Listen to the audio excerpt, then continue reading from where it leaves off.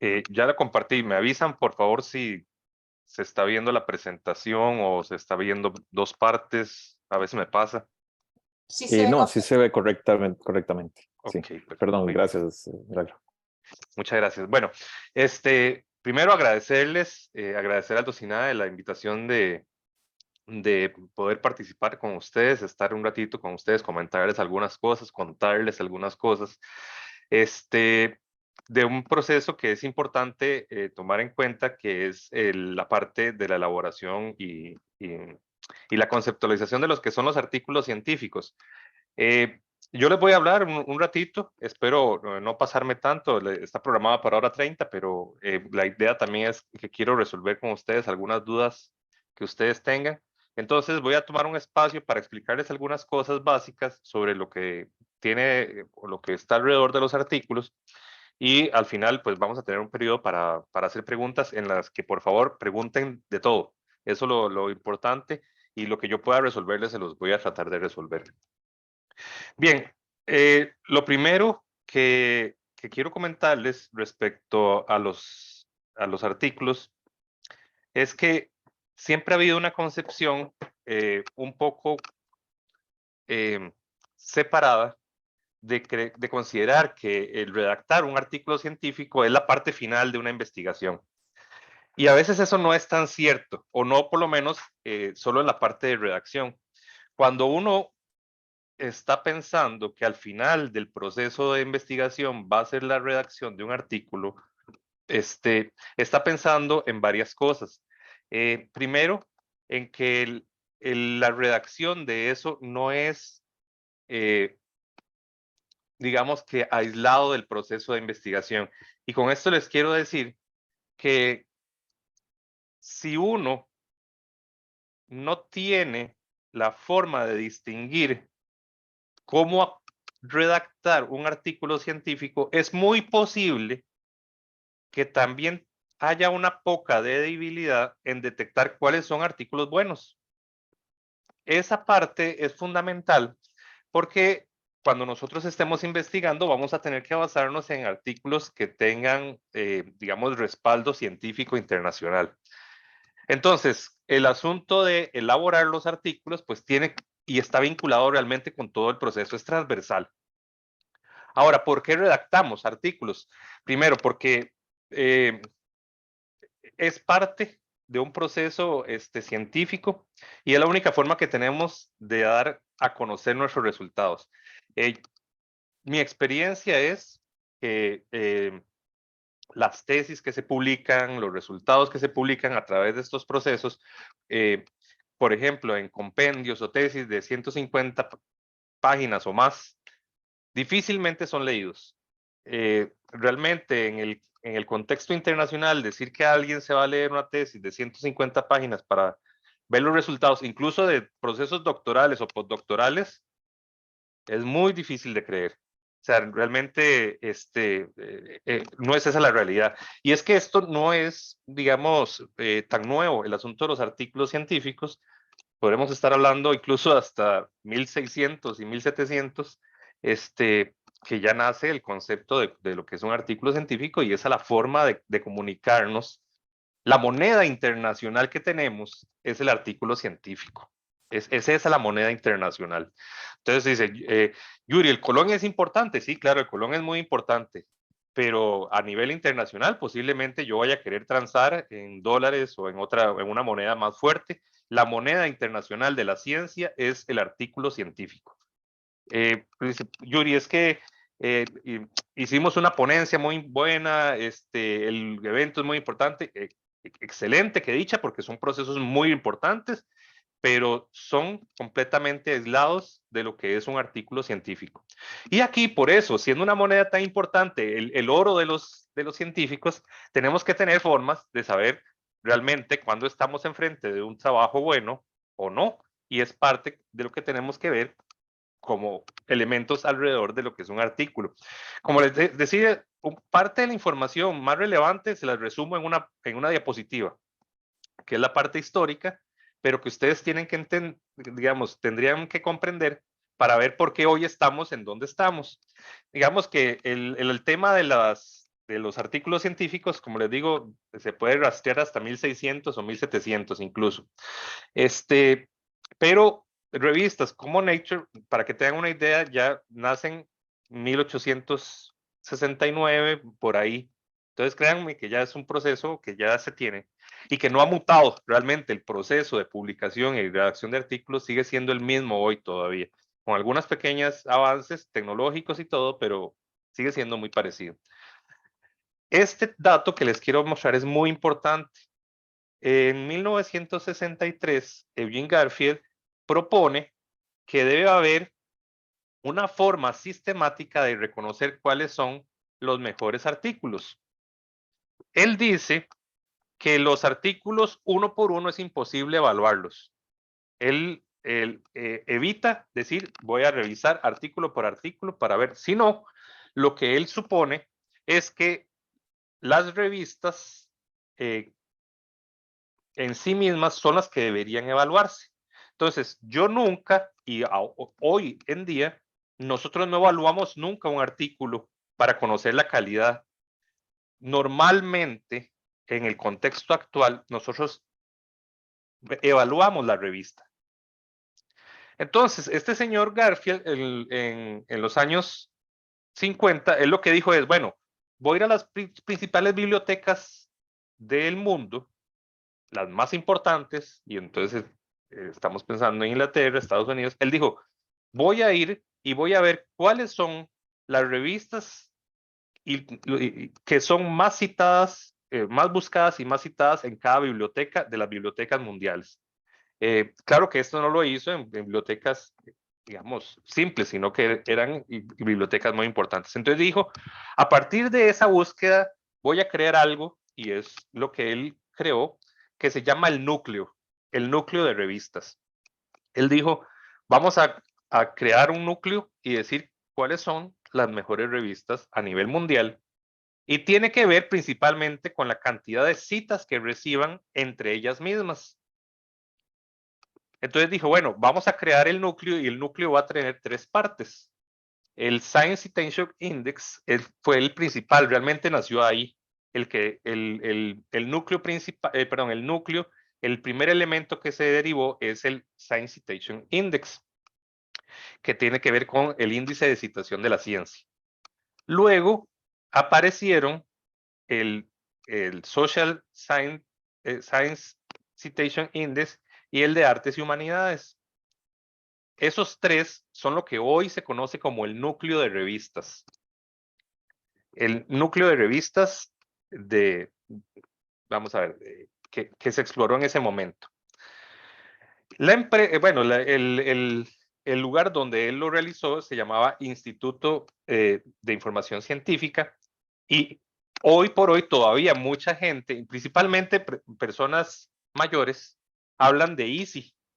¿Cuál es la posición EASY? Entonces uno oye a una persona, incluso digamos con mucha trayectoria, quiero decir con esto mayor, que habla de EASY, pero EASY ya no existe hace muchos años, porque EASY lo que hizo fue crear un elemento, digamos, comercial que se llamó factor de impacto.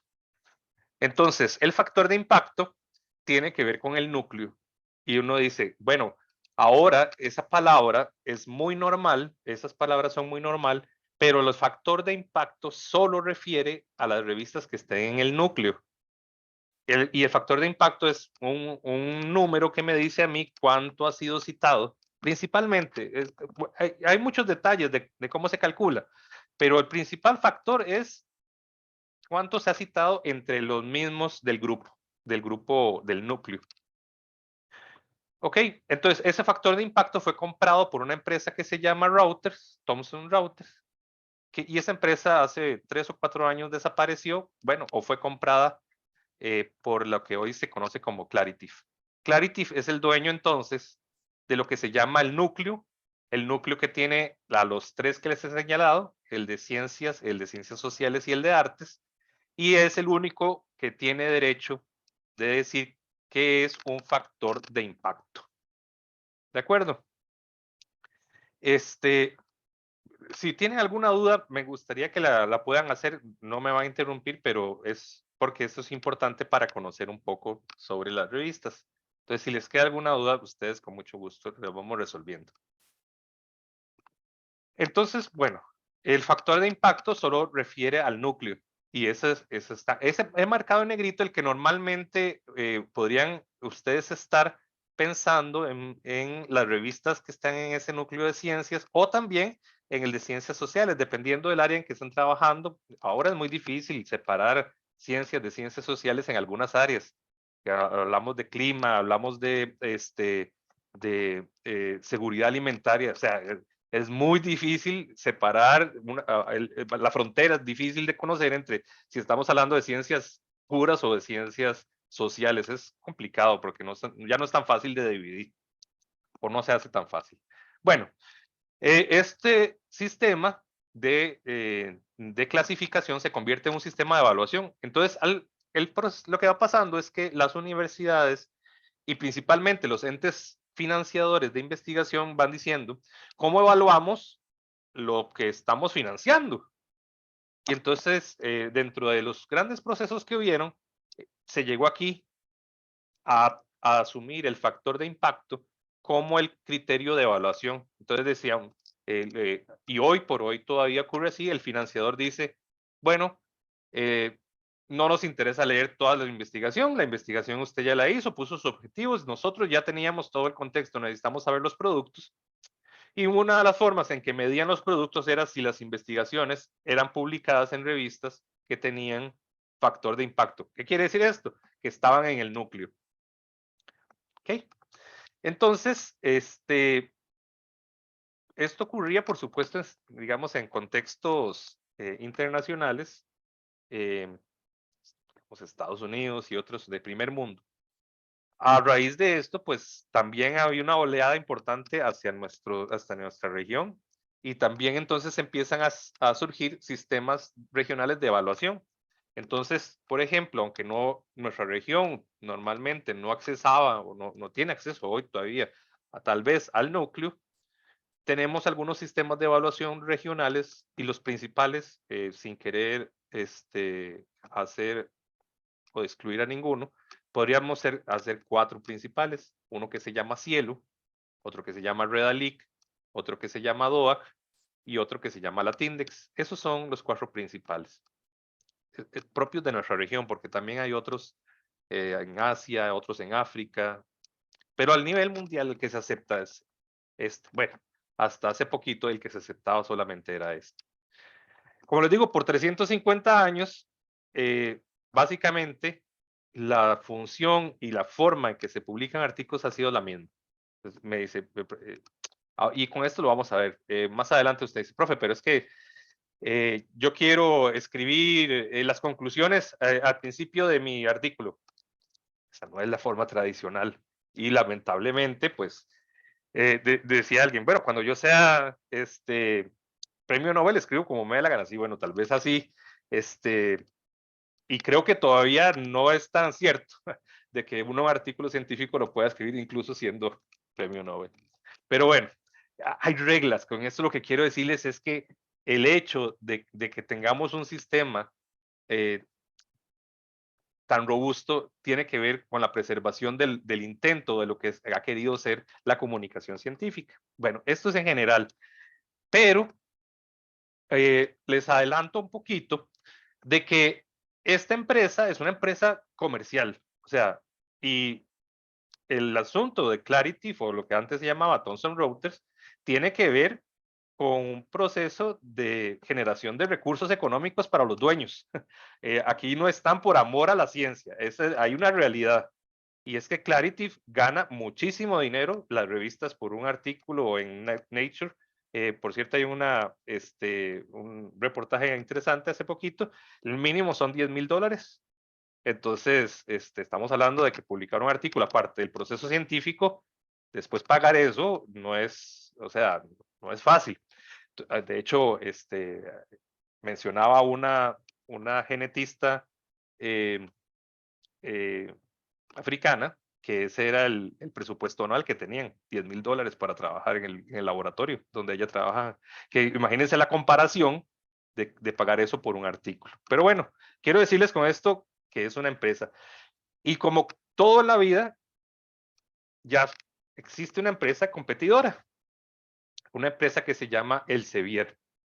Esta empresa tiene su propio sistema y hoy por hoy, si bien es cierto, tal vez Claritive y el núcleo es un poquito más arriba, están muy a la par lo que tiene que ver Claritive y la empresa Claritive y la empresa Elsevier.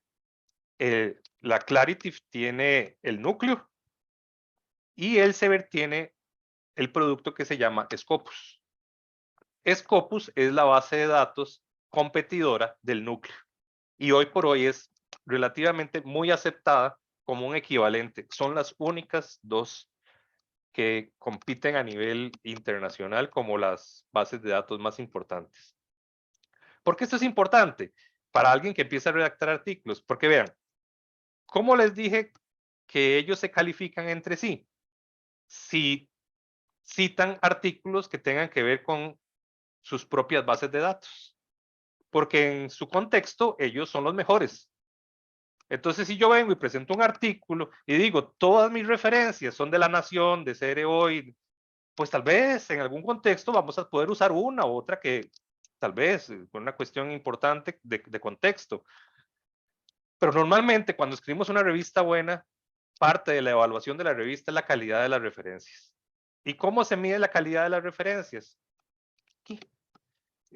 Si pertenecen a esas bases de datos. Lamentablemente esa es la realidad en la que vivimos. No vamos más allá. Decimos, bueno, el 80% pertenecen al núcleo o a Scopus, sí o no. Si no, adiós. Y si sí, pues continuamos. Pero más que un proceso económico, que sí es cierto que es un proceso de ganancia económica para las empresas, es una forma de acreditarnos o acreditar que lo que estamos leyendo tiene cierto valor.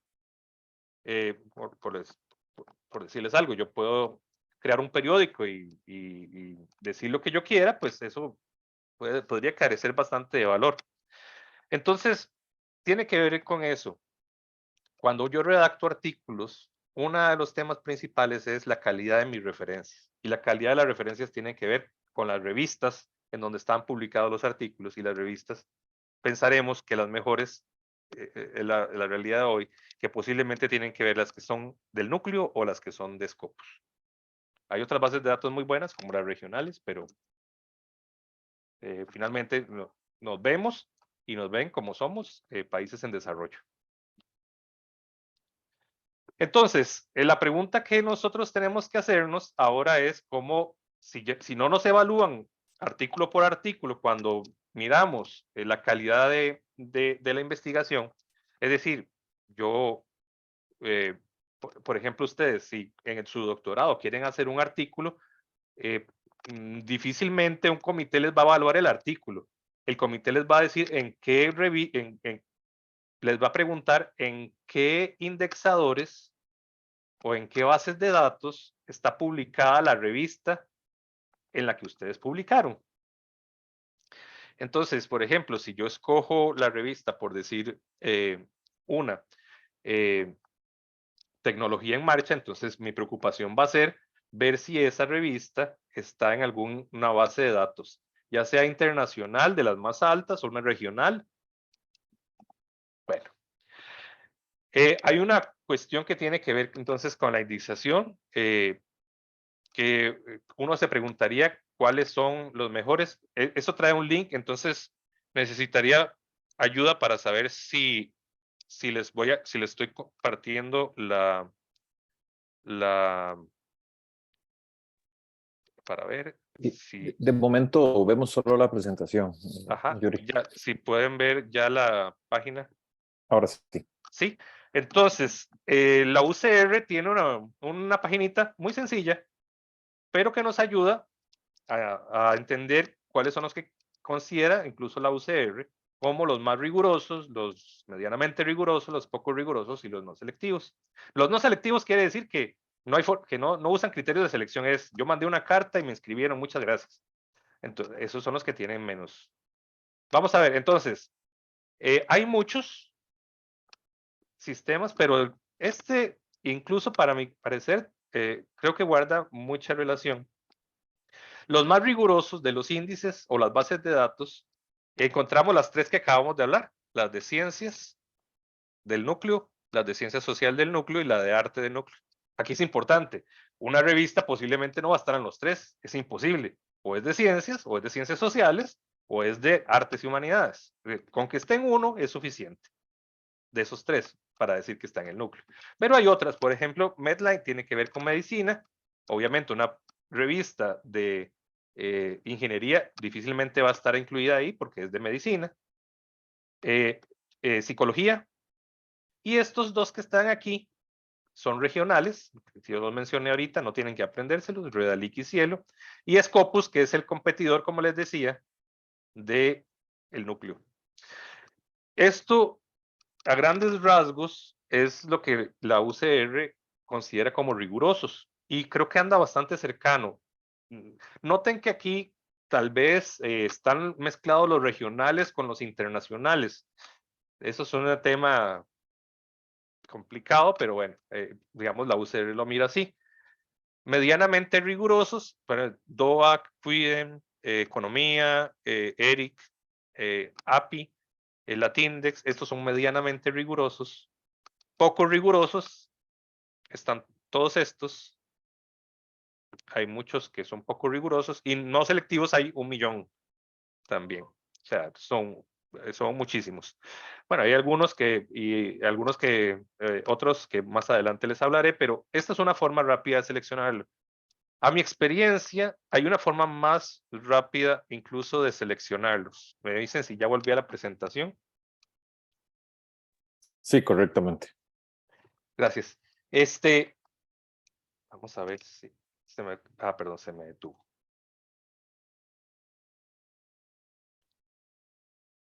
En mi opinión, hay una forma incluso más rápida, y es que difícilmente uno se va a estar preocupando por aprender todos esos que vienen en esas listas. Vamos a ver.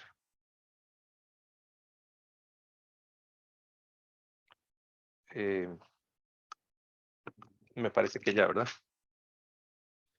Sí.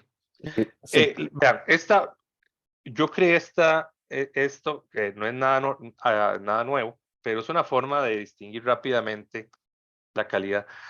Aquí hay veamos, a ver, si yo me pudiera, o sea, si en este momento hubiera aquí alguien que esté muy, muy arraigado a lo regional, diría que me crucifiquen, que me maten. Pero lo que yo les voy a decir es la realidad, o sea, de la realidad que vivimos hoy. Yo quisiera decirles que los regionales somos los mejores del mundo, ser, digamos, más patriótico y decir solo lo mío me gusta, viva el Che y todo este asunto, ¿verdad? Sería una cuestión así. Me gustaría decirles que esa es la realidad, pero a nivel internacional no es eso. A nivel internacional, lo que hoy se estila más o menos es así. En la base de la pirámide, es decir, donde hay más y donde es más sencillo publicar, debería ser en revistas que estén incluidas en sistemas como los de Latindex y DOAC.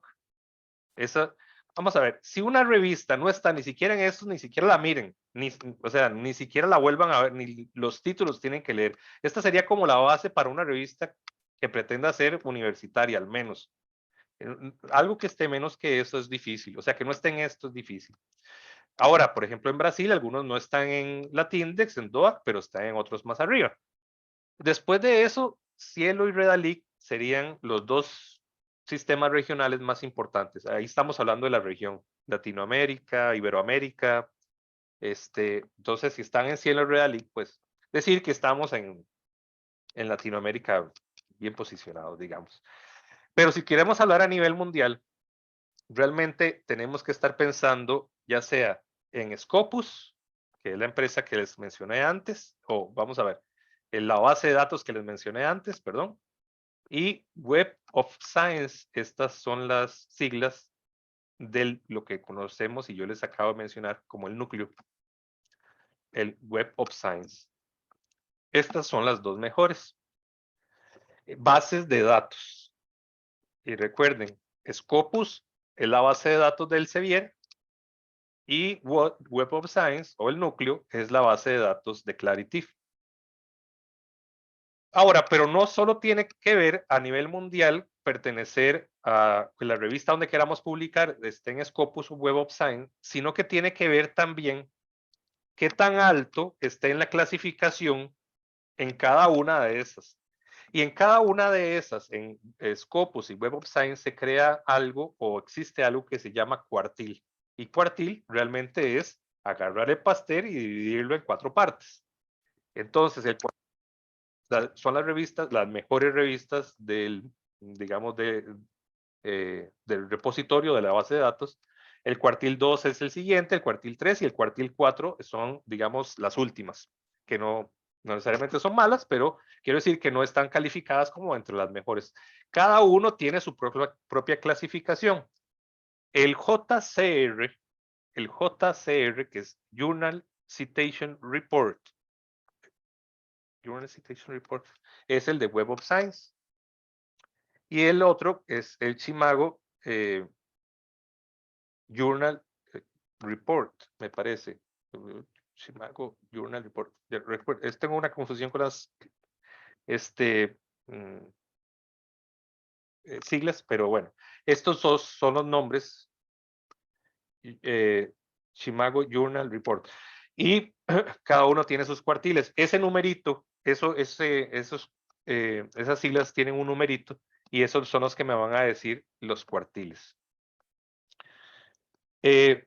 Entonces, pues ahora, como les digo, no solo depende de si estás en Scopus o en el núcleo, o en Web of Science quiero decir, sino en las revistas. Entonces, algunas personas, por ejemplo, toman las decisiones solo de buscar artículos que sean de cuartil 2 para arriba. Eso es una forma. O, digamos, ya el solo hecho de estar buscando artículos que solo estén incluidos en esa base de datos quiere decir, pues, que hay confianza en la base de datos. Entonces, esta pirámide nos ayuda muy rápido a calificar las referencias que tiene un artículo. Entonces, como les digo, vamos a ver, si ustedes escriben un artículo donde todas sus referencias son de Latindex o DOAC, su expectativa debería ser que van a publicar en una revista, digamos, regional, universitaria, así como bajita. Si todas sus referencias tienen que ver con Realic y Cielo, pues entonces su expectativa debería ser publicar en revistas digamos, regionales, pues, Centroamérica, donde eso es lo importante, digamos. Si están pensando en publicar a nivel internacional, deberían estar pensando en Web of Science y Scopus. Y más allá, si están queriendo de esas, publicar en las mejores revistas del mundo, entonces deberían estar pensando en el cuartil 1 de cada una de esas. ¿Okay? No quiero decir que no podamos escribir, pero evidentemente se hace difícil. Por alguna razón son así. Y es que en buena teoría tiene que ver con la evaluación que hacen de los artículos, cada revista. Bueno, aquí un promedio en 2014, este dato está muy desactualizado, pero es para que vean un poco el averaje el promedio de los precios que cobran algunas revistas por publicar. El promedio, digamos, en el 2014 andaba por digamos, alrededor de 1.500 euros o libras esterlinas. Bueno, como les digo, ya hay revistas que cobran 10.000 euros fácilmente por publicar. Entonces, hay revistas que cobran y hay revistas que no cobran. Tengan en cuenta eso, porque es importante o sería bueno identificar qué tipo de revista buscan. Si ustedes tienen presupuesto para escribir a una revista donde les van a evaluar y después van a cobrar 10.000 dólares, pues lo pueden hacer, pero si uno no tiene presupuesto, creo que hay que pensarlo bastante bien o buscar si hay algún financiamiento que nos pueda apoyar. Como les digo, en 2021 ya, no, digamos, podemos andar en 10.000 euros por una publicación. Aquí yo me he centrado en distinguir entre empresas y bases de datos, porque no todas vamos a ver, toda la empresa tiene un montón de revistas, pero no todas logran acceder a la base de datos. Por ejemplo, el Sevier, que es la de Scopus, el Sevier tiene, por decirles, digamos, hasta 2017 tenía 1.637 revistas, pero de esas, solo el 13% estaban incluidas en la base de datos. O sea, cumplían la calidad de la base de datos propia. Uno dice, qué poquitos. Pero sí, en efecto, hay otros asuntos económicos, por ejemplo, el Sevier compra una revista y la va mejorando y no necesariamente está en la base de datos, pero la va mejorando, eventualmente entra. Pero quiero decir, yo llego y digo, profe, es que publiqué en Springer. Bueno, eso a mí no me dice mucho. Springer me dice que usted publicó con la empresa llamada Springer, pero si notan, por ejemplo, Springer apenas tiene el 11% de sus revistas en la base de datos de Web of Science. Entonces, no porque hayamos publicado con una empresa, quiere decir que estemos ya incluidos en la base de datos. Hay que tener cuidado un poco y siempre seleccionar que estén en Scopus o en Web of Science. Y ahí vienen muchas empresas. Por ejemplo, una que es muy normal en el DOCINAE tiene que ver con el IEEE. El IEEE tiene 1.000.000 de revistas y 1.000.000 de proceedings, pero no todos esas revistas y proceedings están en las bases de datos o han sido anexadas a las bases de datos porque no han calificado en su calidad. Entonces tengan ahí cuidado cuando vayan a enviar algún trabajo de preocuparse no por la empresa, sino por la base de datos. A nivel internacional, hay un sistema que se llama Matriz de Información para Análisis de Revistas, que es de la Universidad de Barcelona, que nos dice, digamos, en general, un resumen de cada revista. Si ellos la logran identificar, uno entra ahí, da clic y mete el nombre de la revista y le va a decir en dónde está ubicada. Eso es bastante útil para no andar buscando información como loco por todo lado.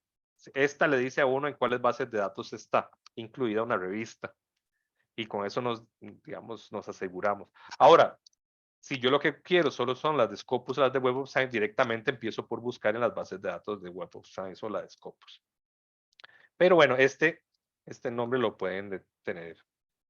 Ahora me voy a centrar un poco en las prácticas que normalmente deberíamos tener cuando escribimos un artículo. Prácticas, y se los doy desde la visión de un editor, desde la visión de una persona que recibe los artículos que ya han sido escritos. Las prácticas más sanas, yo las he identificado como 3, aunque parezcan a veces redundantes, a veces no se cumplen.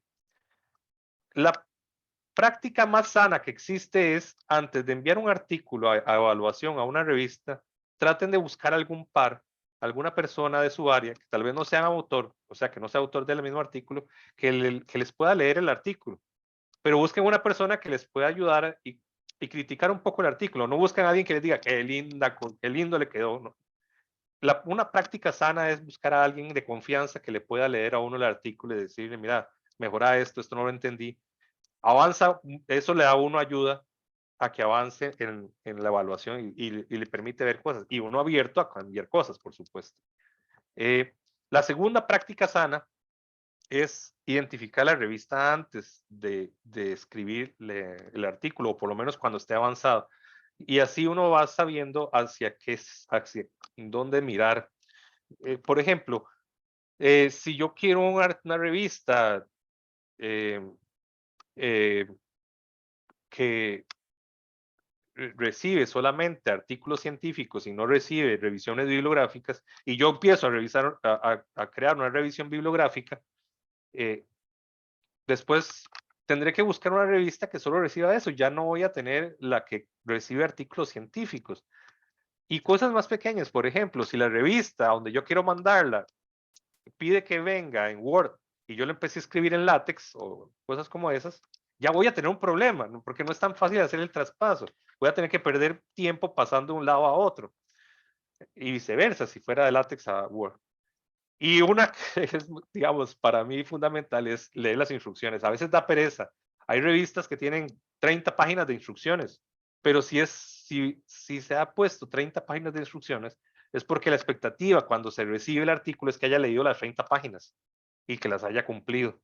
Entonces, es fundamental porque de los procesos de revisión, a veces este es uno de los elementos más, teoría, más sencillos de haber cumplido y que por eso se puede rechazar por no haber leído las instrucciones. Bueno, yo tengo una premisa básica que les digo, para mí, en el trabajo científico real, debería poder compartirse los artículos entre colegas y poderse dar retroalimentación antes de. Pero bueno, se los dejo como una sugerencia. El primer paso cuando ustedes envían un artículo, ¿qué es lo que van a esperar? Lo primero que va a pasar normalmente es que alguien va a llegar y va a revisar que lo básico esté. Por ejemplo, ustedes envían un artículo a la revista en la que yo estoy y lo primero que yo voy a revisar es esto. ¿Se cumplió el 100% de las instrucciones o al menos trató de cumplirlas? Eso es lo primero que yo voy a ver. Si no, ya ahí pongo una X. El artículo contiene todo lo que debería contener. Por ejemplo, el Sistema Normal Internacional de Escritura de Artículos se llama INRI. En teoría, todo artículo debe tener introducción, metodología, resultados y conclusiones. Esa es todo, digamos, las partes generales. Bueno, mis profe, títulos, sí, títulos también, obviamente. Bibliografía también, pero las partes fundamentales y en el orden normal es ese. Todo artículo debería tener introducción, metodología, conclusión, análisis y conclusiones. Contiene algo que no debería contener. Un error básico normalmente de investigadores noveles o principiantes es que, por ejemplo, meten la base de datos en el artículo. Entonces uno se encuentra 10 páginas de una tabla con todos los datos ahí regados, brutos, sin análisis. Entonces, eso no debería estar en un artículo. Eso más allá estaría una base de datos anexa o una cuestión así. Eh, por ejemplo, o sea, hay cosas que no deberían estar ahí. Toda la información es correcta. Bueno, es una cuestión un poco complicada de valorar, pero al menos debería ser consistente, que es lo que viene más adelante. Si por allá puse un dato y por allá me encuentro otro, pues ya ahí tengo dudas. Por ejemplo, si estoy hablando de consumo de combustible para alguna reacción y por allá puse X y por allá puse 10.000 X, allá hay un problema importante de consistencia. Eso es en consistencia de contenido, pero hay otra consistencia que uno dice, no es, qué delicados, no, pero por ejemplo, hay consistencia de datos de que en un lado usan comas y como la base de datos que analizaron en el SPSS o en el Excel les puso puntos, entonces el separador luego es un punto y después una coma por allá y después punto y coma para separar decimales. Eso no es consistente. Hay que cuidar incluso no solo cosas de contenido, sino de formato. Los datos deben ser consistentes también en sí mismos. Todo está organizado de manera lógica. Como les digo, hay un sistema, como el INRA, que me dice a mí qué lógica debe seguir un artículo científico. Está escrito de forma clara, pues eso lo evaluará el editor. Todo se dice de forma breve, simple y directa, es decir, es conciso. La gramática, ortografía, puntos, vocabulario, son correctos en el artículo y las figuras están bien diseñadas. Esto es la evaluación básica y se llama, el primer paso normalmente se llama desrejection. Y el editor dice, si tengo un montón de X que no han cumplido, o sea, ni siquiera lo paso a evaluar, lo devuelvo. Y algunas veces lo devuelvo no lo vuelvo a presentar, porque tal vez no es de interés para la revista y la revista dice, bueno, no, es que no viene cumpliendo las instrucciones, tiene un desorden, no hay consistencia de datos. Ni lo vuelva a enviar, le agradecemos mucho, pero no nos interesa. Eso es una realidad. ¿Por qué se hace esto? Porque ninguna revista va a gastar un evaluador mandándole algo que ya se sabe que se va a rechazar. Yo no voy a ir a buscar evaluadores para algo que yo mismo rechazaría. O sea, por ejemplo, cosas que yo aprendí con la experiencia. Una persona nos escribió de nanotecnología para darnos un artículo referente a un descubrimiento que había sido realizado y el transcurso histórico de ese descubrimiento. Era qué tanto ha avanzado históricamente esto. Y yo lo mando a evaluar, el evaluador me lo devuelve en 10 minutos al correo, cuando normalmente dura un mes, y lo que me dice es, por favor, editor, mire las referencias, no hay una que sea mayor a 2018 y estamos en 2022, por decirles algo. El evaluador ni siquiera se tomó la molestia de leer el artículo. ¿Qué fue lo que dijo? No es un artículo de actualidad. No puede decir que es un artículo de actualidad si las referencias más nuevas son hace 4 años. ¿Cuáles son las referencias nuevas? Las de este año. Y entonces, claro que es algo que uno aprende con la experiencia, es decir, yo no puedo pensar en que estoy diciendo que estoy hablando de investigaciones actuales si pongo de 2017, 2018 o 2020, incluso podría en algún campo considerarse vieja. En computación a veces no es tan, o sea, los avances son muy rápidos. Tal vez en otras áreas sociales, como parte de las que yo conozco, como educación matemática o cosas, uno acepta referencias viejas, pero si la mayoría están inclinadas en referencias muy viejas, hay un problema. Entonces, cosas por las que se les podrían decir, va de vuelta, no lo podemos ni mandar a evaluar porque las referencias son demasiado viejas o no cumplen con la base de datos en la que la expectativa nuestra es que sean de Scopus o Web of Science, pero no. Bueno, ¿qué pasa cuando ocurre esto? Yo les voy a decir, bueno, digamos, algunos son rechazados por los editores. Si eso les pasa, tomen nota de lo que el editor les sugirió o lo que les está diciendo y vean, mi sugerencia principal es busquen otra revista. Posiblemente si el editor tomó la decisión ya de rechazarlo, es porque no hay reparo en el artículo. Normalmente cuando hay reparo le dicen, vea, modifique estas cosas y nos lo manda de nuevo. Si alguien les dijo, hay un rechazo de la primera etapa, busquen otra revista. Normalmente no hay casos de apelación, o sea, eso no existe, menos en la etapa 1. En la etapa 1 no existe apelación. En la etapa 2, que es la evaluación normal, pues tal vez algo, pero en etapa 1 no. La revisión por pares es la revisión ya cuando usted dice, bueno, yo por ejemplo soy de educación matemática, entonces dice, viene Milagro y me dice, Yuri, es que usted, ¿cómo me va a mí evaluar un artículo que es de mi área de biología o de química? Y digo, no, yo evalúo aquellas 10 cositas que les mostré antes, que son muy básicas de todas las ciencias, pero el contenido yo tengo que buscar a pares, es decir, a personas especializadas de sus áreas, y les voy a decir a esas personas con una rúbrica de evaluación que nos valore. Desde, como les digo, 1600 o 1700, el corazón de la publicación científica es la revisión por pares. Es entre los mismos especialistas ver si hay consistencia de datos, si el avance es oportuno o no. Los revisores normalmente son expertos en el área, y normalmente son personas que ya han publicado y que tienen experiencia. Una revista académica confiable es una que publica artículos de investigación solo después de que haya procesos de revisión por pares.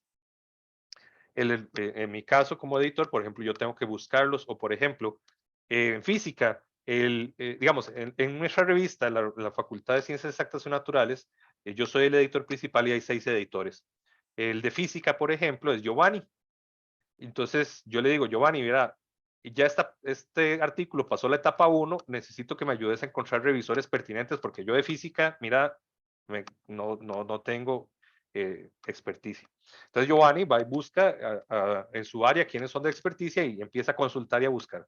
Así se consiguen revisores. En nuestro caso, no les pagamos, ayudan de forma gratuita. Normalmente las revistas acuden a 2 o 3 revisores.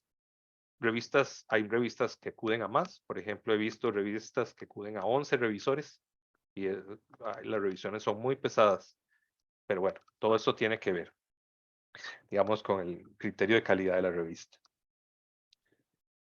Los revisores no siempre son corteses, pero nunca tratan de ofender, o por lo menos los editores tratamos de que eso no ocurra. La mayoría de los artículos, vean, si un artículo dicen está aceptado después de 3 días de haberlo evaluado, hay un problema grande. A ver, alguien no leyó con profundidad su artículo, pero que a uno le digan que no tienen ninguna observación a un artículo, es muy extraño. O sea, normalmente todos los artículos deberían tener alguna observación, alguna corrección. Siempre hay oportunidades de mejora. El hecho de que no se descubran oportunidades de mejora, eso es o porque estamos enfrente de 1 millón de artículos, o es que alguien en el proceso no está haciendo bien el trabajo. Entonces, normalmente esto es para que ustedes lo clarifiquen. Cuando uno empieza, es muy normal sentirse de que las evaluaciones es que quieren estar en contra de uno. Eso es normal, uno lo siente en el corazón, porque a veces los artículos uno lo siente como hijos de uno. Entonces dice, es que me miró feo a mi chiquito. Y tal vez hay que arreglar algunas cositas para que el chiquito esté mejor. Esto es parte del proceso. Normalmente, si uno le dicen, se lo vamos a aceptar, pero con correcciones, es porque lo encontraron bien, pero hay que hacerle algo, un poco de maquillaje, arreglarle el pelo, o si no, tal vez un poquito más profundo. Ok, las evaluaciones es obviamente se toma para tener una posibilidad o una forma de decir si se va a publicar o no. Por ejemplo, lo normal, no normal, es que si 3 evaluadores a mí me dicen que se tiene que publicar, normalmente yo ya pienso en publicarlo, con correcciones normalmente, ¿verdad? Pero ya se piensa en publicar. Eso es. Y aquí hay una cuestión muy importante para personas que están aprendiendo a redactar artículos. No, una evaluación de una revista nunca se hace para que el autor mejore sus capacidades de redacción. Eso es secundario, es parte del proceso y los autores tienen la necesidad, y vamos a ver, y tienen más bien la urgencia de aprender de las correcciones que le están haciendo, pero la revista no evalúa para mejorar las calidades de quien está escribiendo. Eso es un derivado, pero no es ese. El corazón de la evaluación es para saber si es publicable o no el resultado científico que ustedes han obtenido. ¿Okay? Secundariamente, todos somos responsables como autores de aprender de nuestros errores. Eso es parte de nuestros procesos, pero eso corresponde al autor. Cuando a uno le piden correcciones, lo más rápido que puede hacer es identificar cuáles son mayores o menores las correcciones y empezar a hacerlas para cumplir en la fecha límite. Si no pueden cumplir en la fecha límite, escriben rápidamente de una vez al editor para pedirle orientación. La revisión, después de ser aceptado, normalmente ustedes hacen correcciones y lo envían de nuevo. ¿Qué vamos a buscar luego? Si hay, digamos, si hay una aceptación, cosas que hayan quedado por ahí, por ejemplo, inconsistencia en la terminología, alguna información que falte. Por ejemplo, a veces hacen modificaciones y se les olvidó agregar una nueva referencia. Eso es muy normal, pero deberían no hacerse. O alguna ambigüedad que se haya creado cuando hicieron las modificaciones. Bueno, eso es lo normal que ocurre. Justo antes de enviarlo, ustedes normalmente se da una versión final que se llama versión de prueba. A ustedes se les da como autores y ustedes ¿qué tienen que revisar? Que esté completo, que no haya falta, que no faltan partes. Tienen que revisar que no haya algún error tipográfico, que todas las tablas y las figuras estén en el lugar correcto y revisar que todo debe estar. Ahí es el último lugar donde ustedes pueden pedir cambios. Nunca pidan cambios de contenido porque detrás de toda empresa económica siempre hay alguien que trata de tener provecho económico. Entonces, una práctica muy mala es decir, por ejemplo, por decir a alguien, Mónica Madrigal y yo escribimos un artículo, no los aceptaron y después le digo a Víctor, mira, por $2,000 te puedo incluir como autor. Ahí vas a tener tu artículo, ya con eso vas a sacar tu doctorado o lo que sea. Eso existe. No les niego, es una realidad que existe, muy lamentable, es obviamente una falta ética y obviamente digamos, con una posibilidad de plagio importante en la que podría ser sancionada una persona, incluso excluido de algún programa como un doctorado o alguna cuestión así. Pero en esto lo que digo, con lo que quiero decirles es, si ustedes al final de la evaluación y ya tienen a todo al final listo, dicen incluyan más autores o incluyan más citas, entonces el editor va, desde ese momento el editor va a decir algo extraño está pasando aquí. Hay un problema, detengamos la publicación. Algo extraño pasó. Yo no puedo incluir a Víctor eh, porque él nunca estuvo presente en el proceso ni se ve nada de rastro de él. Entonces, podría ser que incluso la revista decida no, incluso habiendo pasado todas las evaluaciones, al final yo como editor soy el responsable y yo al final digo, esto no va por esta razón. Hay indicios de un plagio o alguna mala práctica. Y rápidamente, después de que es aceptado y publicado, pregunten a la revista si pueden colgarlo en su currículum, si pueden ponerlo en ResearchGate, en Google Académico. Eso le da a ustedes una visión a nivel internacional rápida de que su artículo fue publicado y comparten el resultado internacional, que es lo importante. Sus artículos para ustedes y para todos, cuando estamos en un proceso de formación, nuestro artículo tiene que ver con que me acepten el doctorado, no, normalmente. Pero a nivel internacional lo que importa son los resultados científicos. Y por eso es que los compartimos rápido, porque queremos llegar a la comunidad científica y decirles estos son resultados valiosos. Dígame, Víctor. Sí, ahora que estaba diciendo eso, y perdón, y tomando la palabra de interrumpirlo un poquito, Sí, hay algunas revistas en las que pues el preprint, ¿verdad? O la preimpresión es completamente libre para el autor de manera predeterminada y uno puede mostrarlo en todas las redes sociales. sí, Pero el artículo completo, cuando ya uno se baja ya ese, usualmente no, ¿verdad? Hay sí, algunas restricciones, no sé si quizás sí, tocar un poquillo el tema, ¿verdad? Porque a veces se podría cometer un error que la misma sí, revista luego dice, hey, pero yo cobro por ese sí. artículo y usted lo está regalando por ahí. Exactamente. Muy bien, Víctor. Eso es una. Bueno, Víctor habló de una cosa que se llama preprint y es muy importante. Digamos, nuestra revista ahorita va a empezar a usar los preprint. Es una versión del artículo que ni siquiera ha sido mandada a una revista. Normalmente es el artículo en bruto, la versión 1 del artículo. Existen bases de datos que coleccionan preprints y uno puede subir su preprint ahí. Digamos que la mayor seguridad que le da a uno un preprint es, aquí está mi artículo, es mío, podrá surgir modificaciones. Pero cuando yo voy a internet y busco, yo no voy a buscar preprints porque preprints, la naturaleza de un preprint es que no ha sido evaluado. Entonces, como dice Víctor, yo puedo colgar mis preprints por todo lado, compartirlos con todo el mundo. Pero como les dije antes, una vez que está publicado el artículo, ya fue evaluado y publicado, pregunten a la empresa, o normalmente pueden preguntar a alguien conocido, si la empresa permite distribuirlos, porque empresas como Elsevier y Clarity cobran por los artículos. Entonces, si uno los cuelga en cualquier lugar, puede estar cometiendo una falta al contrato y se llama contrato de embargo. Es decir, el embargo dice, revistas como Elsevier dice el embargo es de por vida. Es decir, el artículo yo no lo puedo distribuir a nadie de por vida, solo ellos pueden sacar provecho de mi artículo, provecho económico. A veces yo tengo acceso pero nadie más.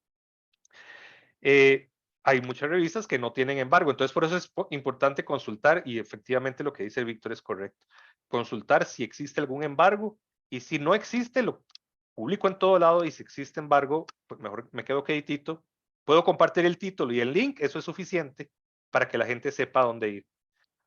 Ahora, no es que no es que no vamos a tener acceso, pero normalmente ya uno entra al sistema de la biblioteca de su universidad, mira si puede acceder al artículo por esa vía, si uno, como la Universidad Nacional, la UCR, el TEC, la UNED, pagan las bases de datos de Scopus y las de Clarity, entonces normalmente uno entra y hay mayor posibilidad de que esté ahí disponible, a veces no, pero puede ser que haya disponibilidad entrando por las bases de datos de la biblioteca, pero sí, en efecto, es importante. Eh, es importante tener, normalmente se los van a pedir, pero todas las personas deberían tener un ORCID, que es un número de cédula de científico, llamémoslo así, muy rápidamente. Y es normalmente ahora cuando se publica a uno le piden esto, y es como un currículum en línea. Es básicamente un currículum en línea. Es gratis y es un numerito de 16 dígitos que va a ser publicado en lo artículo normalmente. Es su número de cédula de científico. Es aceptado internacionalmente. Importante que lo tengan. Y es gratis. orcid.org. Nada más le agregan ORG. Bueno, por último quiero hablarles un poco de el lado oscuro de la publicación, la parte fea. Y es que, como les decía, cuando hay ganancia económica, siempre van a haber personas buenas y personas malas, y vamos a estar en medio de esto. Hay revistas que se encargan de hacer creer que están en ciertas bases de datos y su objetivo principal es quitarle las plata a ustedes o a cualquier persona, a cualquier investigador que quiera publicar. Te dicen en la página web, incluso estamos en Scopus, en Web of Science y en todas las que vos quieras. No cobramos $10,000 como ellos, solo cobramos 6,000. Y te publicamos en 3 días. ¿Okay? Cuando una revista en Nature puede ser 1 año, 2 años esperando una respuesta o normal. Una respuesta, yo les digo, sana, pueden dar alrededor de los 6 meses de una revisión. Sana quiere sentido en que no es muy larga, pero tampoco es muy corta. Vean, cuando uno ve artículos que fueron revisados en una semana, miras que es complicado poder aceptar que una semana alguien dedicó toda su semana a revisar ese artículo de detalle. Yo no tengo, vamos a ver, puede ser que sí, pero ¿qué les digo? 6 meses es un promedio normal. Incluso en nuestra región es más alto, 1 año, pero 6 meses debería ser un número razonable de meses de revisión. Pero estas te dicen, me envíelo y mañana se lo publico, no se preocupe. Nada más nos pasa los $6,000. Por supuesto, ¿verdad? Es lo que van a decir. Entonces, hay una triada que nos dice, vean, no es que las revistas que cobren sean malas, no, para nada. No es que las revistas donde yo mande mi artículo me digan que se lo vamos a publicar con correcciones, sin correcciones, no es malo. O sea, normalmente pues, puede ser que no haya correcciones importantes. Son cosas de forma, puede ser. O que la publicación sea rápida, tampoco es mala. Eso. Pero si uno encuentra estas 3 cosas al mismo tiempo, preocúpense. Pueden ser parte de una estafa. Si les cobran, les dicen que no hay correcciones y la publicación es mañana, es porque están posiblemente siendo estafados. Y lamentablemente, eso se evidencia posteriormente. Hay una lista que se llama lista de Bell, que dice cuáles revistas y sistemas de información han sido catalogados como dudosas. Si ustedes recuerdan, difícilmente recuerdan, pero al principio de la presentación yo les dije que la empresa en la que Garfield trabajaba se llamaba Easy. Entonces uno ve que estas mismas revistas tratan de hacer creer que tiene que ver algo con instituto, cosas. Uno va a ver nombres muy parecidos a estos, y uno dice, bueno, es que parecen bonitos, pero hey, imagínense este dato, en el 2020 habían 26,000 revistas consideradas depredadoras y era un aproximado, 26,000. La oportunidad o sea, si hay 26,000 es porque hay 26,000 grupos tratando de obtener su dinero. Vean, hay 2 revistas, no voy a entrar hacia esta. Esta es la nuestra, nosotros estamos incluidos en Scopus. Hay una revista acá. Y como autores hay que tratar de desprendernos también de ciertas cosas. No porque nuestras revistas sean nuestras, quiere decir que son malas. Preocúpense por las bases de datos donde están incluidas. Y lamentablemente nos han enseñado, y la cultura nuestra es Si yo veo una revista que se llama International Journal of Innovative Science and Modern Engineering, digo yo, qué nombre más precioso. ¿Cómo la voy a comparar con Uniciencia de la Universidad Nacional? Entonces, ya pasamos por la época que cambiamos las gemas y el oro por vidrios. Ya esa parte deberíamos pasarla. El hecho de que tenga un nombre pomposo, bonito, lindo, no quiere decir que sea una buena revista. Preocúpense por encontrar la calidad. Y aquí, por ejemplo, como Web of Science, el EASY y Scopus eran muy importantes, entonces aquí vamos a encontrar un montón de índices que dicen que tienen calidad, pero que son creados por las mismas empresas de dudosa procedencia. Y entonces noten los nombres. Advanced Science Index, tratando de simular aquello de Science Citation Index. Y todos van a ver, encontrar, vea por aquí, uno incluso que ni siquiera se preocupó, International Science Scientific Indexing en la primera columna, en la segunda columna, y EASY, el mismo nombre, para tratar de simular, pues evidentemente, de que están hablando del EASY, que ya no existe, que eso ya no existe hace muchos años.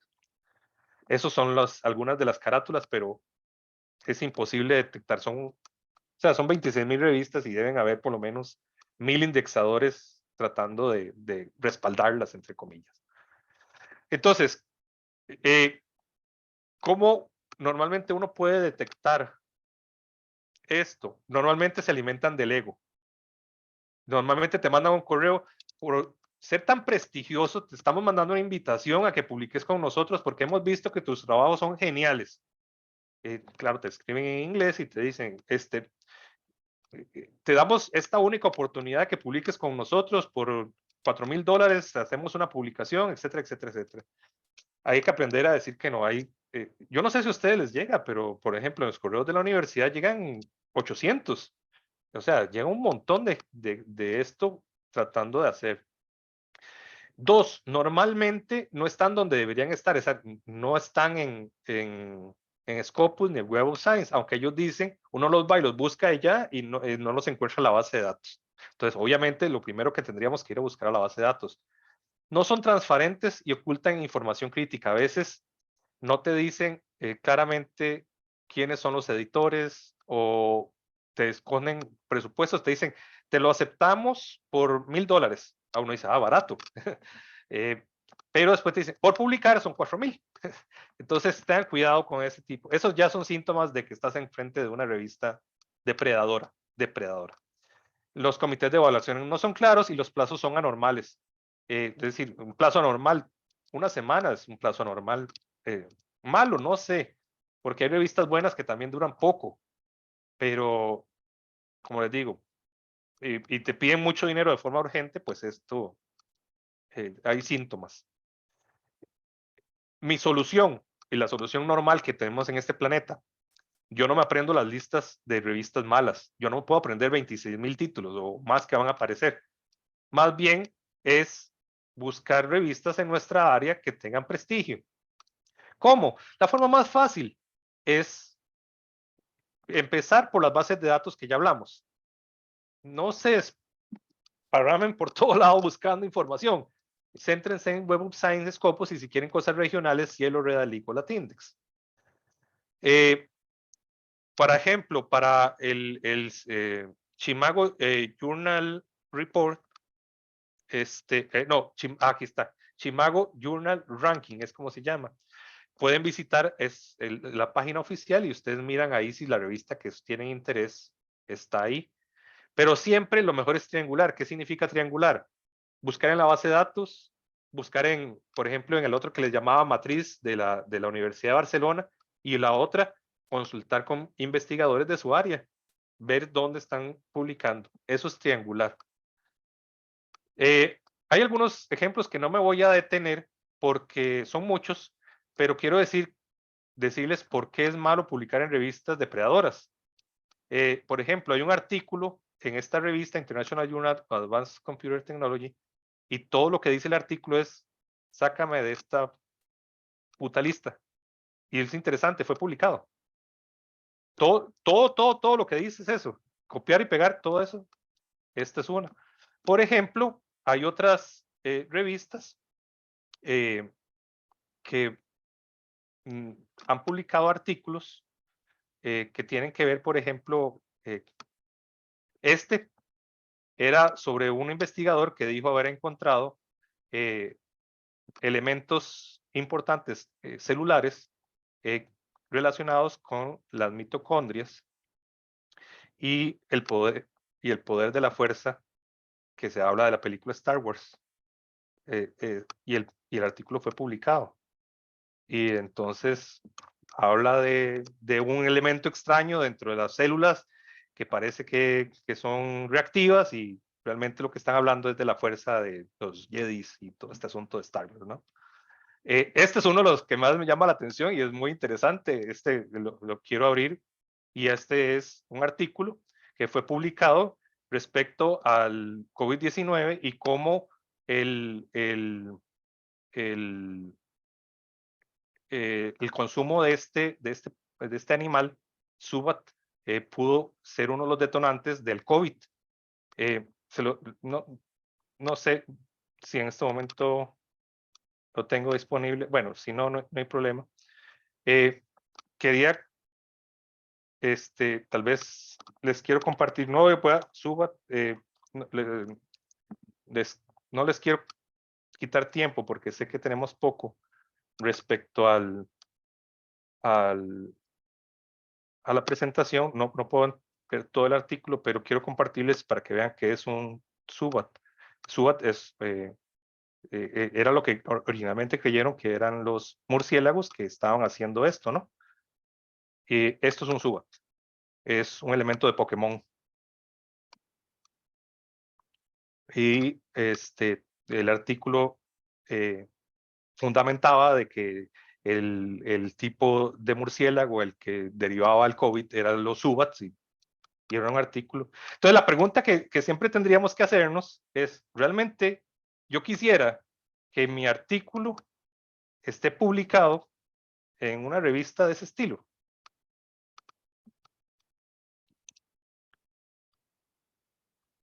Obviamente la respuesta siempre va a ser que no, ¿verdad?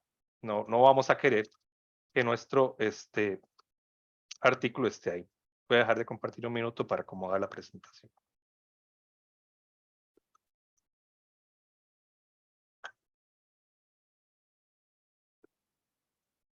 Evidentemente siempre vamos a querer estar en una revista buena. Entonces, como les decía, aquí, evidentemente hay que tener mucho cuidado en la revista en la que uno publique. Bueno, por último, algunos tips. Mantener actualizado el ResearchGate, Google Scholar y Lotsi es muy bueno. Usar el correo de la institución. Cuando envíen un artículo, siempre postulen con su correo de institución, aunque no sea el último. Pueden poner en las observaciones o en algún otro correo que sea el personal, pero es importante que se vea que están asociados a alguna institución. Eso es muy importante. Usar el nombre de la universidad real, digamos, a veces se cometen errores. El nombre de nuestra universidad, por ejemplo, es Universidad Nacional, pero nos encontramos que la gente pone Universidad Nacional de Costa Rica. Ese es el mejor, pero ponen Universidad Nacional Autónoma de Costa Rica. La UNA se llama Universidad Nacional. Entonces, por favor, traten de pensar algo tan simple como eso. Y revisar la política y colgarlos en otros espacios, lo que decía Víctor. Revisen siempre la política, si tenemos derecho a compartirlos o no. Finalmente, prestar atención a la bibliografía, siempre tratar de incluir el DOI. No importa el sistema de referencia que usen, traten de incluir un link. Usen Zotero para bibliografías, es bastante útil. Eso es un tema completo nuevo. Y siempre, siempre, siempre pongan si hubo algún financiamiento de parte de alguien. Es un muy buen indicador para uno que ve las revistas, alguien que decide decir, es alguien detrás de ustedes está financiando su investigación. Eso es un buen indicador para nosotros de que el trabajo puede tener validez. Y a manera de cierre, siempre conozcan el estilo de la revista, traten de cumplirlo, usen un formato de resumen. El resumen tiene que tener un formato, normalmente las revistas lo ponen, y principalmente en la metodología, preocúpense porque esté todo lo que debería estar, pensando en que los evaluadores van a querer que el experimento que ustedes hicieron de cierta manera tenga reproducibilidad y que los datos lo muestren. Bueno, eso es todo lo que quería decirles. Yo sé que me extendí, pero pues bueno, esta es la presentación. Les agradezco mucho y no sé si tenemos algún espacio para dudas. Creo que habían 15 minutos Sí, más, pero sí, tenemos espacio. Abro el momento justamente para ello. Quien tenga consultas, por favor, esto es un tema realmente importante para ustedes como estudiantes del programa. Espero que les haya servido mucho. No sé si tienen alguna consulta o alguna experiencia quizás, ¿verdad? De lo que han vivido, digamos, en estos tiempos que están en el programa y cualquier otra duda que tengan.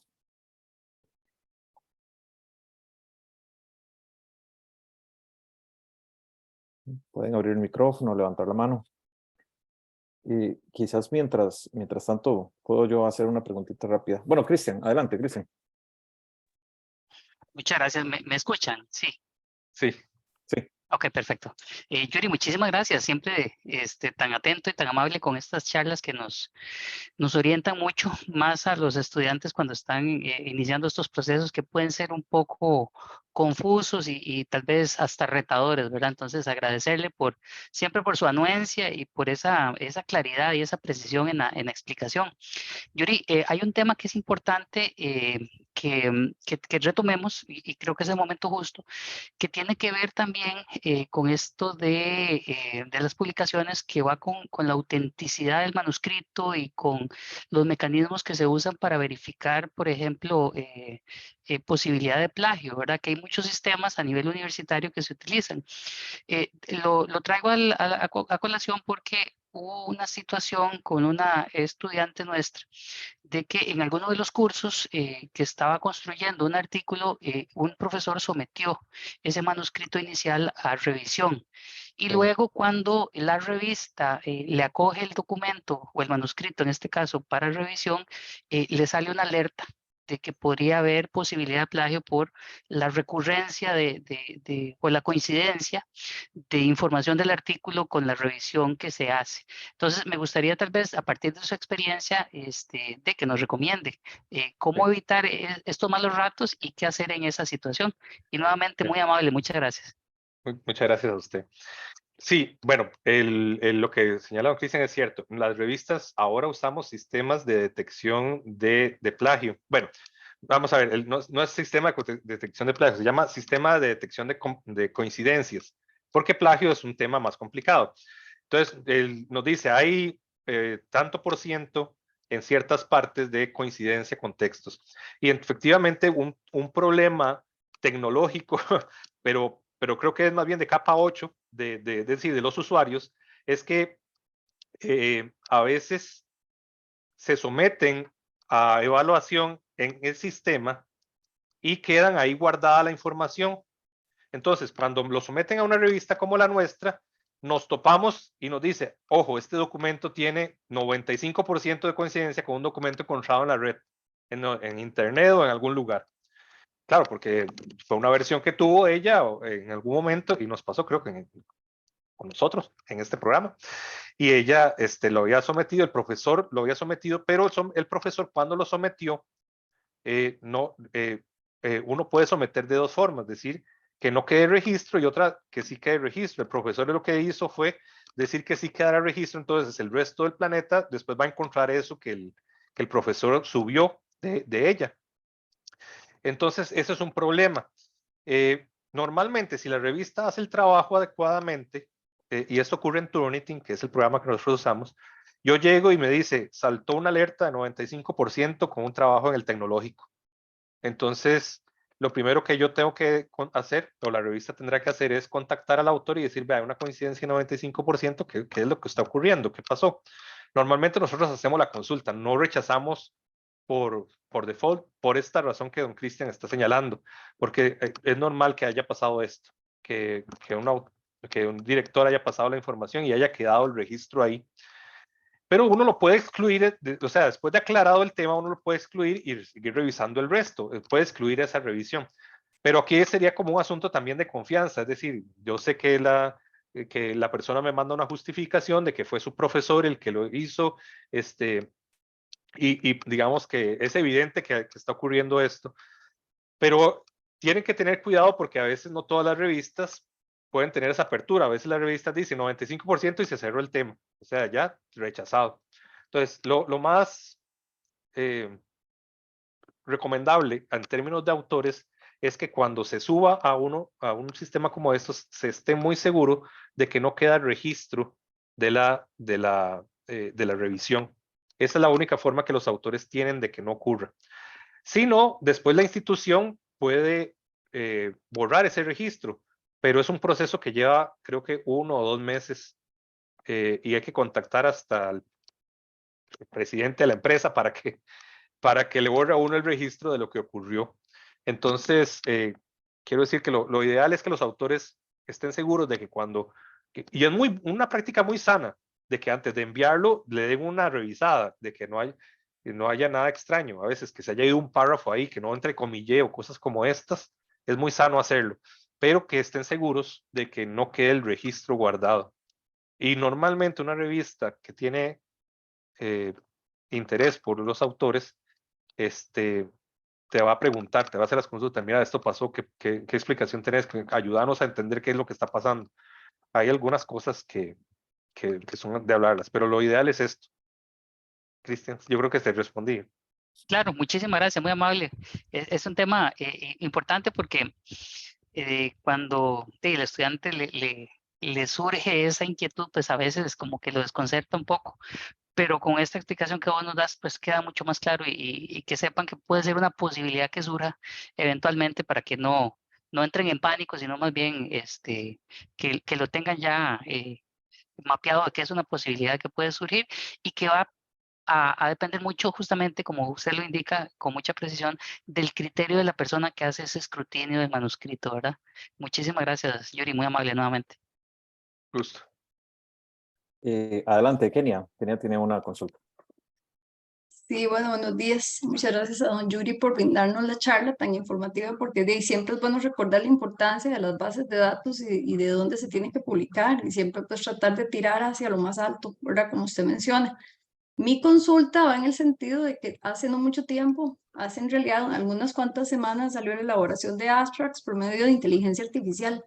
Pero ya que usted está mencionando lo de plagio y coincidencias, y hubo, digamos, cuando salió la noticia, hubo ahí alguna discusión en un grupo en el que yo estoy, de qué tan fácil puede ser para detectarlo, ¿verdad? Por parte de las revistas, ¿verdad? No hablemos ya de estas que ya por sí están por dinero y publican lo que sea, sino de revistas como Uniciencia y otras revistas más que son revistas serias, ¿verdad? Que sí ha habido discusión al respecto, si existen herramientas que yo me imagino que sí deben de salir herramientas eventualmente.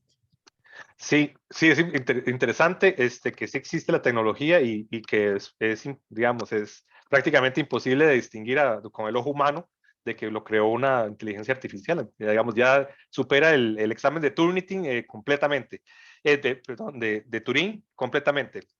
Ya no podemos identificarlo. Y en cierta parte, hasta donde entiendo, prácticamente solo el mismo sistema puede autodetectar que se ha construido. O sea, es un sistema bastante complejo, muy, muy complejo. A menos de que uno tenga ese software que le pueda ayudar a uno a detectar que él mismo lo hizo, prácticamente no se puede detectar. Aquí, digamos, nosotros tampoco tendríamos herramientas para detectar una cosa así. Ya hay inteligencias artificiales que han escrito artículos completos de revisión bibliográfica, por ejemplo. Son muy interesantes. Pero el tema aquí es, yo les, digamos, apelo a que, digamos, a la parte ética y a veces a la parte de la realidad. Por ejemplo, hace poco, no sé si una ministra de Economía de México, un ministro de España, han tenido problemas porque tal vez hace 20 años plagiaron algún otro trabajo y hace 20 años, perdón, 30 años, en el 80, nadie creía que iba a haber un sistema como Turnitin que iba a comparar tesis. Y a la luz de estos nuevos sistemas, hemos llegado a darnos cuenta de que alguna gente ha tenido incluso que renunciar a sus puestos por cosas que ellos creyeron hace 30 años que nunca iban a darse cuenta. Cierto, yo creo que era Peña Nieto, sin ser Sí, chismosa. no La sé, pero tesis han habido muchas, o sea, sí, de Derecho de exactamente. Peña Nieto, sí que ya no es presidente, pero sí es cierto. Exactamente. Y entonces, la pregunta que tendríamos es, yo no podría decirle que puedo detectar algo así, si no es por Turnitin, no lo podría detectar. Posiblemente, si la tecnología avanza, esto en algunos años posiblemente sí va a poder ser posible. Entonces, la pregunta es si queremos a razón de 3, no, ni siquiera 3 décadas. Creo que este asunto en 10 años, tal vez menos, vamos a poder estar ahí y vamos a tener que repensar si nuestro puesto, digamos, depende de nuestra credibilidad y si queremos tener credibilidad como investigadores. Digamos, como les digo, a la vuelta del camino, 10 años no son nada y podría ser que perdamos mucho, digamos, a hacer una práctica tan mala como esta. Que creo que al final casi que cualquier práctica es mala, pero algunas que son fáciles de detectar y el tiempo también ayuda a esto. Sí, muchas gracias. Y al final definitivamente queda también como en los revisores. Bueno, no sé, si este No, tipo de tecnologías pueden incluso inventarse datos, bueno, ya se sabe que hay sí, investigadores que se inventan datos y que han publicado en revistas prestigiosas y no los han podido detectar, pero sí, tiene usted toda la razón. Al final de sí. cuentas va a quedar en la ética de cada uno y a las revistas les llegarán las herramientas. Irán llegando las herramientas y las plataformas para poder ir detectando todas estas situaciones. Muchas Sí, gracias. gusto. Muchas gracias, Kenia y profesor Yuri. Si tienen alguna otra duda, si no quisiera decirles o recordarles, digamos que cuando publiquen para el programa dentro del DOCINADE, ustedes como estudiantes deben siempre acomodarla o agregar la afiliación correcta, que es el doctorado en Ciencias Naturales para el Desarrollo, DOCINADE, Instituto Tecnológico de Costa Rica, Universidad Nacional a Distancia, Costa Rica. Siempre tienen que agregar esa afiliación para que se les pueda considerar dentro de los requisitos del programa. Lo mismo deben siempre hacer y comunicar a sus coordinadores de énfasis cuál es su número ORCID o ORCID, digamos, que es una muy buena práctica y es ahora actualmente necesaria. Entonces, esos dos anuncios, tenemos la mano levantada de Jorge Cardona. Jorge. Sí, gracias. Bueno, yo quisiera hacer una consulta quizá como muy específica al profesor Yuri, porque hace tiempo se ha venido hablando de que esta editorial MDPI fue clasificada como depredadora. No, quizás es muy específico y no sé si debería, pero creo que es el momento, porque he conocido algunos casos y quizá me gustaría saber si se sigue considerando de esa forma. O qué percepción tiene usted desde su quehacer. Sí, yo le voy a decir mi punto de vista como editor y mi punto de vista como investigador. Como editor le puedo decir que es una revista que realmente, bueno, que es una empresa que tiene muchísimas revistas y algunas tienen prácticas un poco anormales. Es decir, ahí encontramos revistas con una velocidad de publicación increíblemente rápida, o sea, increíble de 1 o 2 semanas. MDPI se llama. Es una revista Sí. que cobra, como tiene diferentes revistas, hay diferentes precios, pero normalmente depende si están incluidas en el Web of Science o Scopus. Si solo está en Scopus, 1.800 euros. Si está en Web of Science y Scopus, 3.000 euros. Si están en niveles altos, 4.500 euros. Más o menos esos son los precios que tienen. Estas prácticas, yo no puedo decir que es una revista, que son, digamos, una empresa con revistas depredadoras. Yo he leído artículos de ahí que son buenos, pero hay síntomas que tienen, por ejemplo, una de las revistas que se llama Sustainability, me parece sustentabilidad. Sí, eso yo la conozco. Sí. Ajá. Es una revista que ha sido muy criticada porque aparecen artículos de economía, de educación, de ingeniería. Es una revista en la que se ha criticado mucho el hecho de que se está publicando casi 10.000 o 20.000 artículos por año. O sea, imagínense, es una monstruosidad inimaginable la cantidad de dinero que pueden estar percibiendo y que, digamos, se han sabido valer de su estructura para hacer que las revistas lleguen a los cuartiles de Scopus y de Web of Science. O sea, y uno va y las encuentra ahí. Actualmente, MDPI y Frontiers, que es otra empresa, están en el ojo del huracán. En este momento están vivas, pero están en medio de una tormenta enorme de críticas respecto a la calidad y la consistencia de las revistas. No ha sido, vamos a ver, no han sido excluidas de esas bases de datos. Entonces la pregunta es, si queremos publicar en esas bases de datos, estas son revistas que están incluidas actualmente en esas bases de datos. Que podrán ser excluidas. Casi que cualquier revista tiene oportunidad de ser excluida. O sea, incluso Uniciencia podría ser excluida. Cualquier revista puede ser excluida. Ellos podrían ser excluidos, sí. No sé si va a pasar, no sé. Pero en este momento son empresas que están, como les digo, en problemas importantes. Ya muchos países en Europa no le dan credibilidad. Y España en particular en este momento está entre la espada y la pared, entre Sila y Cadíes, por ejemplo.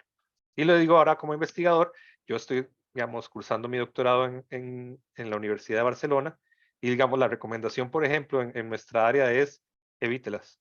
Es cierto, están ahí incluidas, para el doctorado necesitamos cierta cantidad de publicaciones, pero no le podemos asegurar que el día de mañana sean excluidas y que se les va a contar eso como un artículo de su tesis.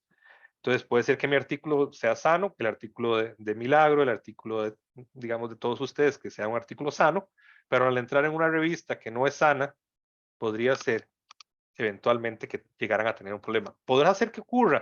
No lo sé, y nadie lo sabe en este momento, pero esas dos empresas, MDPI y Frontiers, tienen problemas importantes en términos de la credibilidad. Entonces es importante que ustedes logren tomar una decisión, importante que incluyan a su equipo, es decir, a sus profesores, y se pregunten si realmente quieren, bueno, si tienen el dinero para pagarla, si quieren tomar la oportunidad y si lo publican, pues asumir la responsabilidad que podría ocurrir o que no podría no ocurrir en 10 años de que sea excluida la revista y que no entre su artículo digamos, a la base de datos de Scopus o del Web of Science. Pero sí, es una realidad lo que pregunta el compañero. Muchas gracias. Sí, aprovechando, Víctor, nada más una pequeña observación que quiero hacerles porque es una pregunta que me han hecho antes, pero creo que es buen momento. Algunos me han preguntado si deben incluir a los tutores dentro de los artículos que produce, si debo incluir al tutor o a los asesores. Normalmente la recomendación básica, no por revista, sino la recomendación básica en cualquier instancia es que el que haya tenido algún aporte, sea explícito o implícito dentro de la investigación, debería tener una parte digamos, en el reconocimiento del artículo. Ahora se usan al final en los reconocimientos algunos que dice, Yuri Morales escribió el artículo, Erika Murillo consiguió los recursos, Cristian Moreira manejó la base de datos. Uno puede ser tan específico como eso, pero si no, lo que les recuerdo es que si el tutor de ustedes de alguna manera les dio señales de cómo hacer análisis, de cómo manejar los datos, eso es parte o sea, es parte de la concepción de la investigación y debería consultarse si los artículos, la expectativa es que aparezcan todos los participantes o quienes deberían aparecer, es algo que deberían coordinar entre ustedes antes de someter un artículo. Es decir, el autor, vamos a ver, dentro de la normalidad, el autor del artículo, que es el estudiante, debería pensar que es posible que al menos su tutor directo debería ser parte del artículo. Excelente. Muchísimas gracias por las recomendaciones, por la charla tan interesante y tan relevante para estos estudiantes que están justamente pues iniciando sus pautas en el mundo de la publicación y de pues la divulgación de sus investigaciones. Si alguno tiene alguna otra pregunta, si no podríamos terminar por acá y agradecerle al profesor Yuri Morales. Don Yuri, muchísimas gracias. Muy probablemente lo estaremos molestando en alguna otra ocasión para los estudiantes más nuevos, porque siento yo personalmente que es una charla que los estudiantes tienen que recibir y a veces ellos pueden sentirse un poco perdidos, quizás tal vez no les llega la información tan bien estructurada de parte de sus tutores, pero entonces eso les ayuda un poco a enmarcarse, digamos, en ese mundo de la publicación. Muchas gracias. Con mucho gusto. Muchas gracias, don Yuri. Quedamos por acá entonces. Muchas gracias, muy amables.